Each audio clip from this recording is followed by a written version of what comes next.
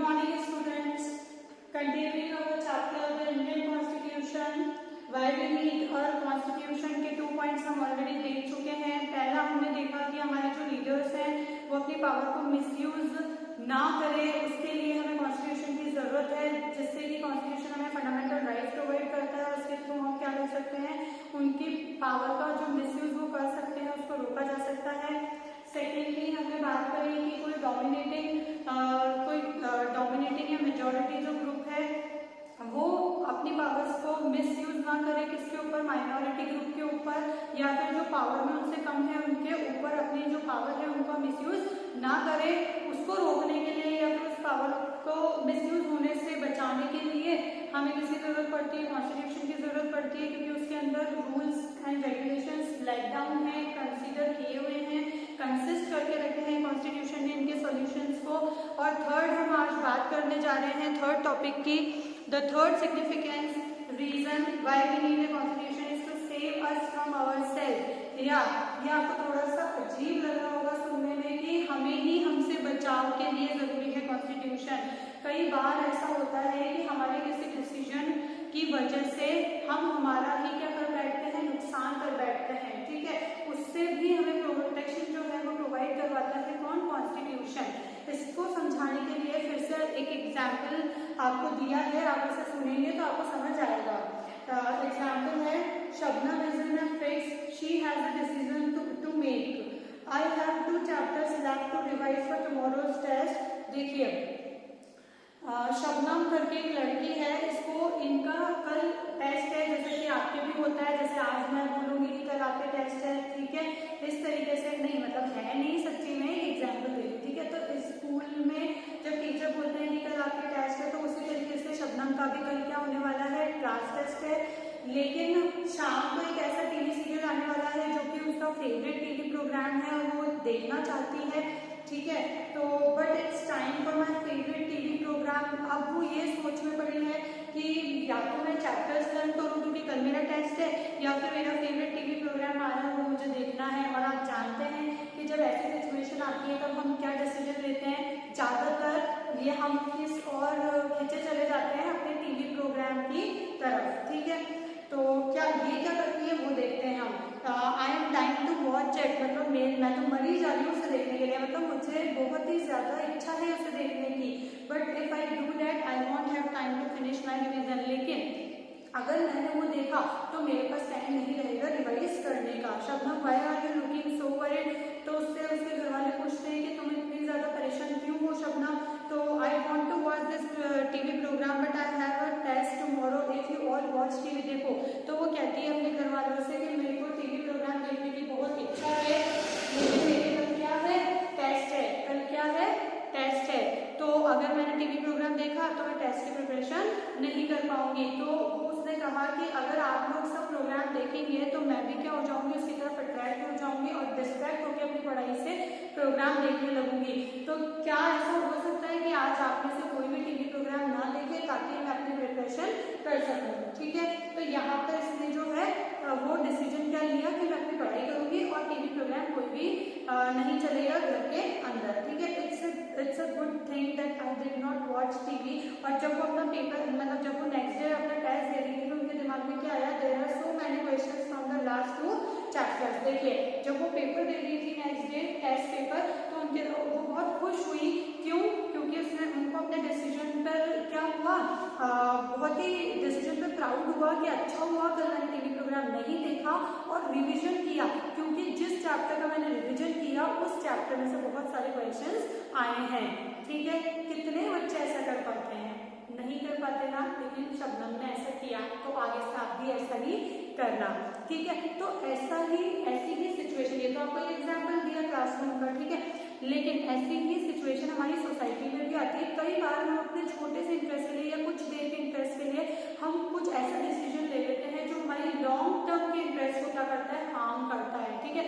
अगर उस वक्त वो टीवी देख लेती, उस वक्त तो वो खुश हो जाती कि प्रोग्राम देख लिया, हाँ मजा आ गया, ठीक है। लेकिन नेक्स्ट डे जब टेस्ट होता और उसके अंदर से क्वेश्चन नहीं आते तो उसे रिग्रेट होता कि मैंने पढ़ाई नहीं करी। और जब उसके नंबर आते और वो पुअर नंबर आते, पुअर मार्क्स आते, क्योंकि वो लड़की अच्छी भी थी पढ़ाई में, है ना, तो उसे क्या लगता है कि यार शिट, मेरी सिर्फ एक प्रोग्राम के एक थोड़े से टाइम के प्रोग्राम के पीछे मैंने क्या कर दिया, अपना रिजल्ट बिगाड़ दिया। तो बिल्कुल वैसे ही कई बार सोसाइटी के अंदर, हमारे देश के अंदर, कोई कम्युनिटी के अंदर कुछ डिसीजंस हम अपने शॉर्ट टर्म इंटरेस्ट के लिए ऐसे ले लेते हैं कि वो अपने लॉन्ग टर्म इंटरेस्ट को क्या कर देते हैं, एडवर्स अफेक्ट करते हैं। समझ में आया?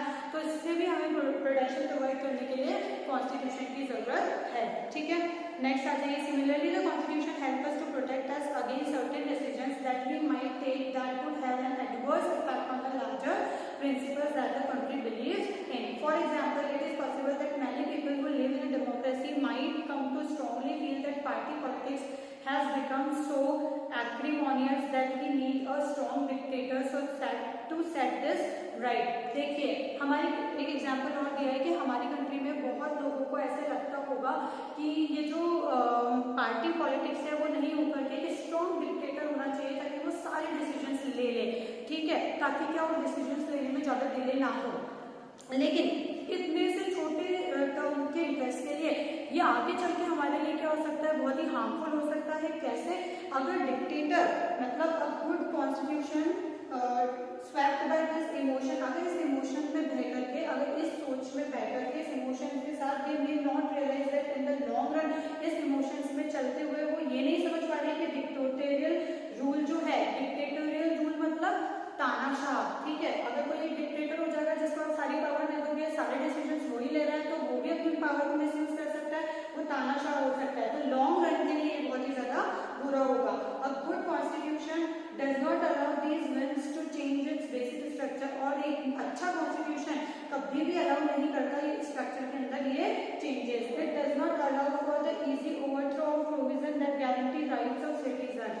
ठीक है, मतलब राइट ऑफ सिटीजन को कोई हार्म ना पहुंचे या फिर राइट ऑफ सिटीजन को कोई भी ओवरथ्रो नहीं कर सकता है, प्रोटेक्ट देयर फ्रीडम, और सिटीजन की फ्रीडम को प्रोटेक्ट करता है। ठीक है, तो आपको समझ में आ गया कि कॉन्स्टिट्यूशन हमें हमारे से ही बचाता है, कैसे कोई ऐसा डिसीजन लेने से रोकता है जो हमारे लॉन्ग टर्म इंटरेस्ट के लिए क्या हो, हार्मफुल हो। ठीक है, नेक्स्ट आपका टॉपिक है द इंडियन कॉन्स्टिट्यूशन की फीचर्स। देखिए, इंडियन कॉन्स्टिट्यूशन के की फीचर्स क्या हैं।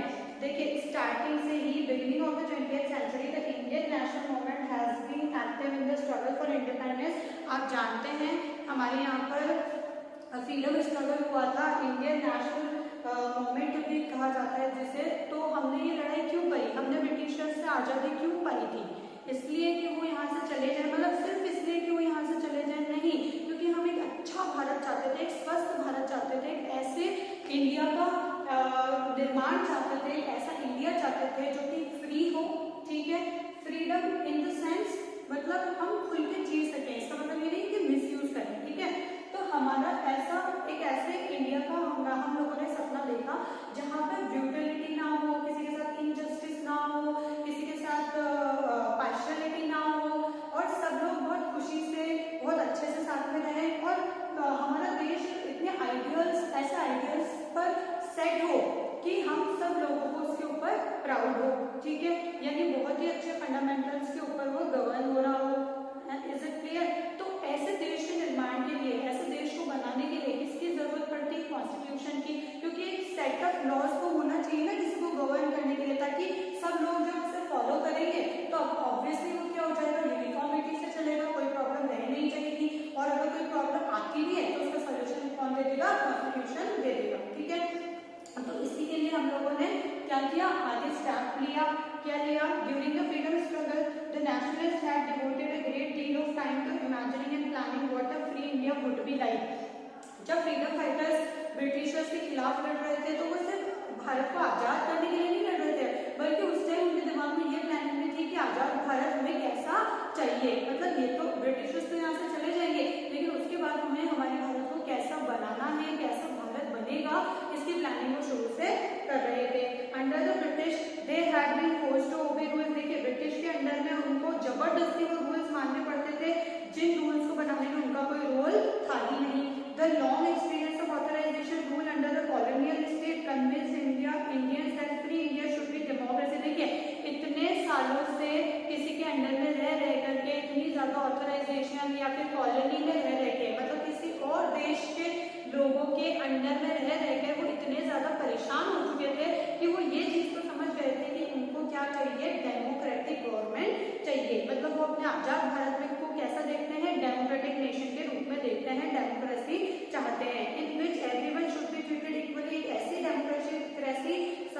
जहाँ पर इक्वलिटी हो, जहाँ पर सबको इक्वली ट्रीट किया जाए, and be allowed to participate in government, और सबको समान अधिकार हो गवर्नमेंट में पार्ट लेने का। What remain to be done then was to work out the ways in which democratic government would be set up in India.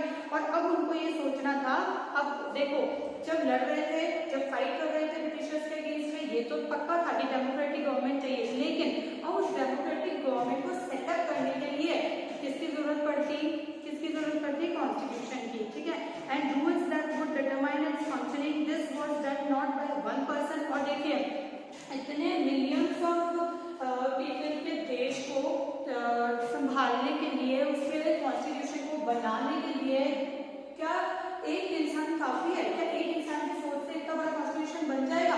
क्या ऐसी बुक जिसके अंदर, बुक मतलब कॉन्स्टिट्यूशन की बात कर रही हूँ, एक ऐसा संविधान जो ये तय करेगा कि लिमिटेशंस क्या है, पावर्स क्या है, ऑथराइजेशन क्या है, रिलेशन क्या है, डिस्प्यूट हो तो उसका सोल्यूशन क्या है, जुडिशरी कहाँ तक है, लेजिस्लेचर कहाँ तक है, यूनिटी, इंटीग्रिटी, सब कुछ जो ये डिफाइन करता है, क्या एक इंसान के बस की बात है? नहीं।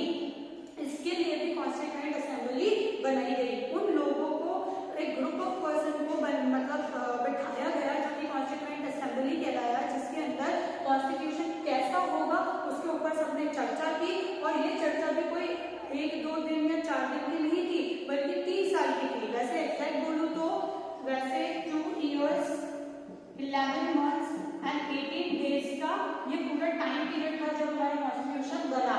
लेकिन आप इसको ओवरऑल बोल सकते हैं कि 3 years लगे। और कितने लोगों ने पार्टिसिपेट किया इस कॉन्स्टिट्यूएंट असेंबली में? 300 लोगों ने। कितने लोगों ने जाकर के अपना आइडिया दिए कि नेशन में ऐसा होना चाहिए, वैसा होना चाहिए, ऐसा नहीं होना चाहिए, वैसा होना चाहिए। जैसे सपोज कीजिए बहुत सारी चीजें, जैसे फंडामेंटल राइट्स हो गए, फंडामेंटल ड्यूटीज हो गई, और आर्टिकल्स हो गए, सेक्शंस हो गए, जिसके अंदर अलग अलग हमारे को चीजें बताई गई है कि क्या क्या होगा, सिटीजन्स कैसे रहेंगे, देश कैसे गवर्न होगा, गवर्नमेंट कैसे इलेक्ट की जाएगी, उन्हें इलेक्ट करने के लिए कौन कौन लोग एलिजिबल हैं, और बहुत सारी जितनी भी चीजें, जो भी हमारा पूरा गवर्नमेंट सिस्टम है, वो सब कुछ इसके अंदर दिया हुआ है कॉन्स्टिट्यूशन के अंदर। उसी के अकॉर्डिंग आज हम चल रहे हैं, ठीक है। तो कितने लोग हो गए? 300 जो है आपके बुक में दिया हुआ है, people who became the members of the constituent assembly in 1946 and who met periodically for the next 3 years to write India's constitution. India का कॉन्स्टिट्यूशन कोई ऐसे ही लिख दिया कि आज सोचो और कल लिख दिया, ठीक है। बहुत सालों से जब हम फ्रीडम फाइटिंग कर रहे थे, हमारे फ्रीडम फाइटर्स, तब से उनके मन में प्लानिंग चल रही थी कि हमारे साथ ये हुआ, हमारे साथ इनजस्टिस हुआ, तो हमारा आजाद भारत इनजस्टिस वाला नहीं होगा, हमारे यहाँ की जुडिशरी कैसी होगी, इंडिपेंडेंट होगी, ठीक है। हमारे को यहाँ पे कॉलोनी पीरियड में रखा कि जबरदस्ती हमारे से बेकार करें, ये करें, तो उस टाइम पे जो हमारा आजाद भारत होगा वो वहाँ पर ऐसा नहीं होगा। इसीलिए क्या है, फंडामेंटल राइट्स है, ठीक है, ताकि सिटीजन्स को भी मौका मिले गलत के खिलाफ बोलने का, अपने आप को प्रोटेक्शन प्रोवाइड करवाने का, समझ आ गया। तो उसी टाइम से प्लानिंग किसके मन में शुरू हो गई थी?